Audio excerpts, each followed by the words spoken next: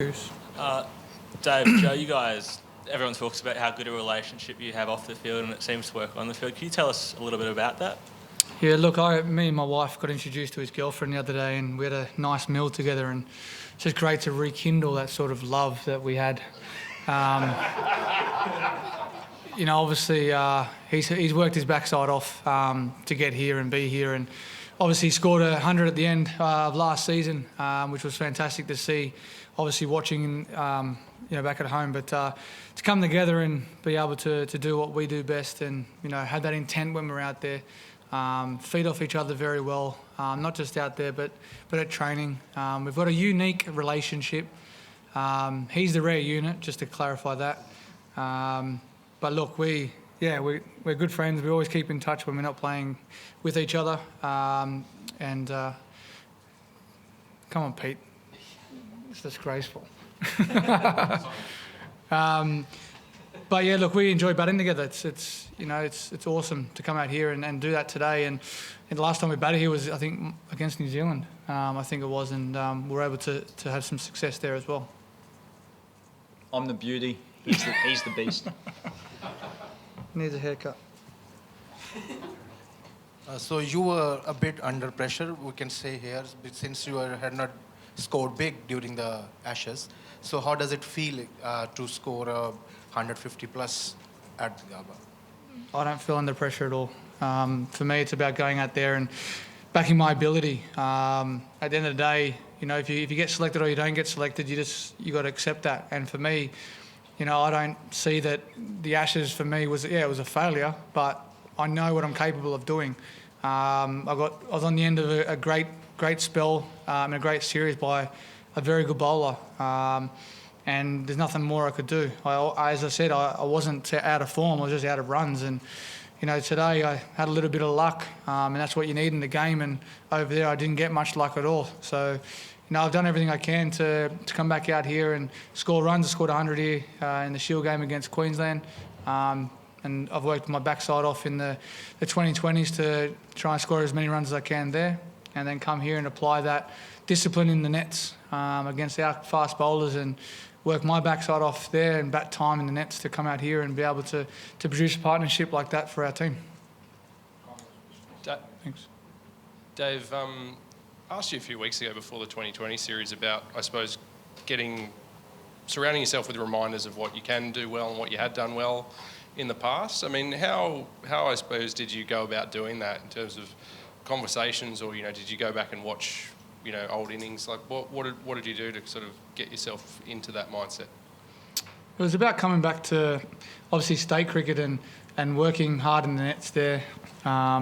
Just playing the game that I know, especially here in Australia. Obviously had some success here, and I know the grounds and I know the wickets are nice and true, and you know what you've got to do early on. And I've always felt that I always try and apply the pressure to the bowlers in Australia.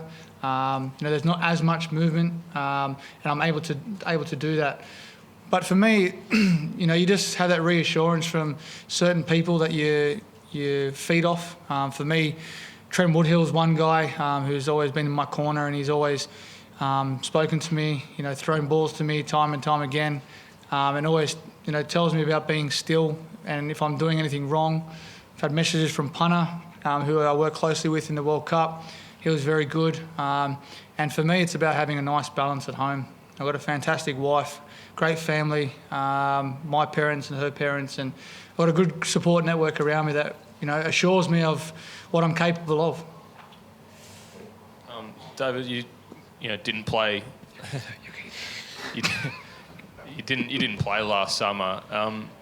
What did it mean to you to be back? Simply just playing again in front of Australian fans.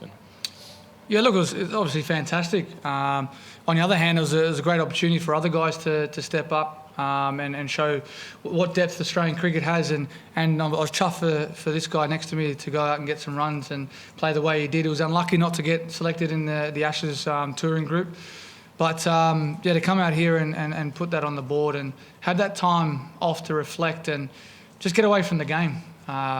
There's a lot more to life than just cricket, and I really just love the time that I spent home with my family. You don't get that when we're travelling all the time. You come home, sometimes you're not in form, and you can throw the toys at the cot, and that can hinder your relationships. But for me, it was just a level grounding, and I really enjoyed that time off. But I'm back now, and I've got to keep working hard and keep being respectable of the game, because it can bite you in the backside very fast. And it's just about moving forward and keep contributing as much as I can to the team on and off the field. Joe, what happened in the 90s, mate? Seemed to just get a bit harder. Look, it's a very bitter feeling getting bowled around your legs in 97 by a leg spinner at the Gabba, but look, I was really satisfied with how I batted. Felt like I did a lot of things right. I know if I bat like that more often than not, hopefully it equates to plenty more runs and just be better in the 90s next time, and go on and bat the day and come out again tomorrow, do it all again. You look at guys like Davey, finish 150 not out. They're the sorts of innings that win test matches, and that's a challenge for our batters and our batting group. So be better, but yeah, happy with how I batted. Did you tighten up a bit, do you think?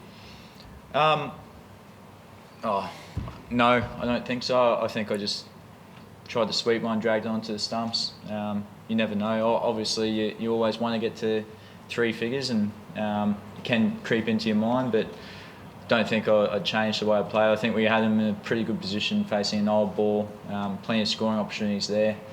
Just had to execute, and unfortunately, I didn't on that ball, and you walk off with 97 instead of 100 to your name. Joe, there's been a bit said about the way I guess you reacted to not getting picked in the Ashes squad, and how you sort of just went away and used it as a positive to get away from the game for a little bit there and have a bit of a holiday, am I right in saying? Is that correct? Yeah, I went to Germany and then to Spain. Yeah, so how did you make that decision just not to let it get to you too much? Or how did you ensure it didn't get to you too much? Because there'd be a lot of people who would probably kick the toys out of the cot a little bit there. Yeah, well, I don't think you really have much choice, to be honest. Look, selections come and go in this game. There's so many games that you play these days that you just got to make sure that you're making runs, and there's always a training session around the corner, always a game to play around the corner. Came home, got stuck in the pre-season with the Queensland boys, and wanted to hit the ground running in 3 Shield games at the Gabba, which I knew was going to be tough work, and just wanted to be batting well. I knew if I was batting well, there'd be opportunities there. It was great to watch the boys on TV playing in the Ashes.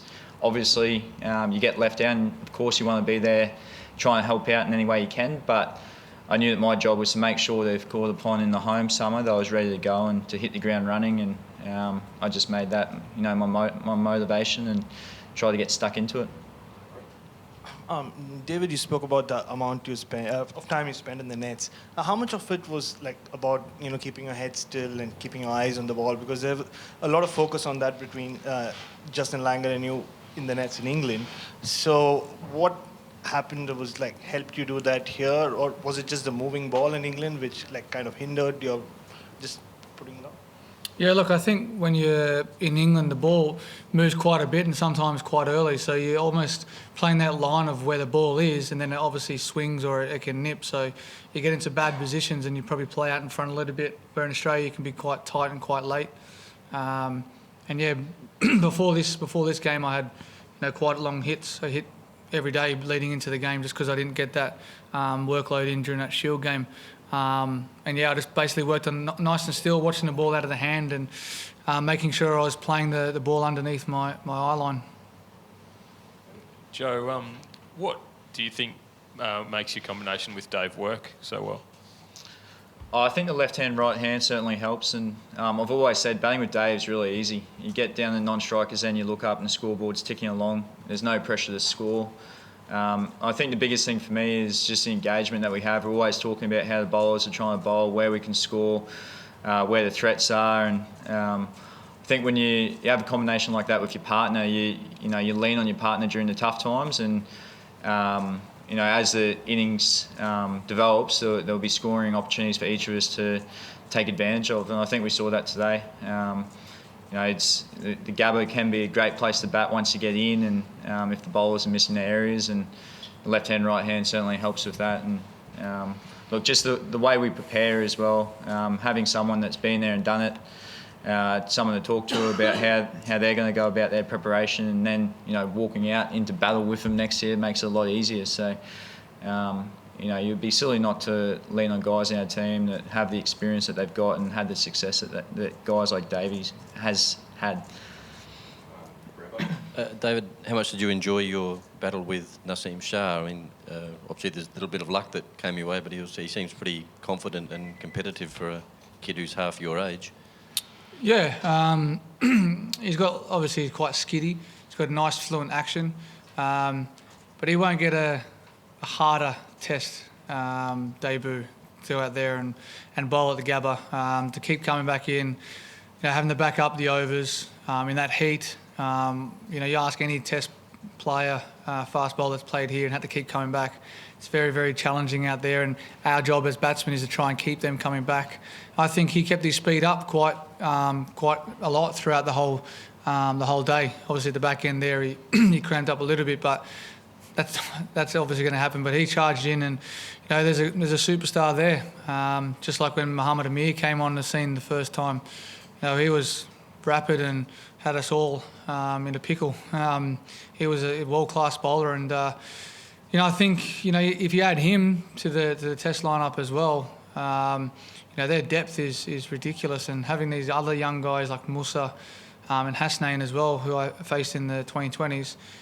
If Waka Yunus can get a hold of them and get their lines and lengths and their engines going, they're going to be a force to reckon with in the future. Joe, can you talk about how different it was, say, in Perth with Australia A, where you've got a bunch of guys who are sort of aspiring to get those couple of spots in the team and playing in that game against Pakistan, to coming into camp here and playing in a Test match where, I suppose the team goal obviously is paramount, but there's, I suppose, not that uncertainty about, what everyone's going to be doing?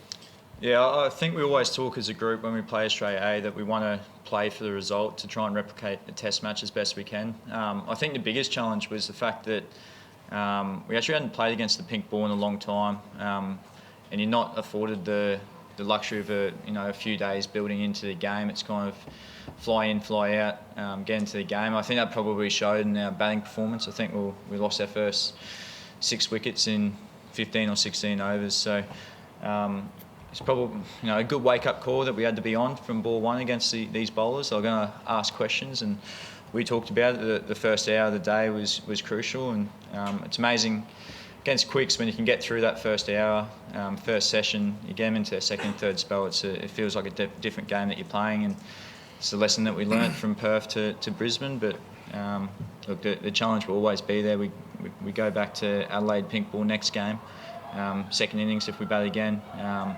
The new ball, you always got to be sharp and nail your starts.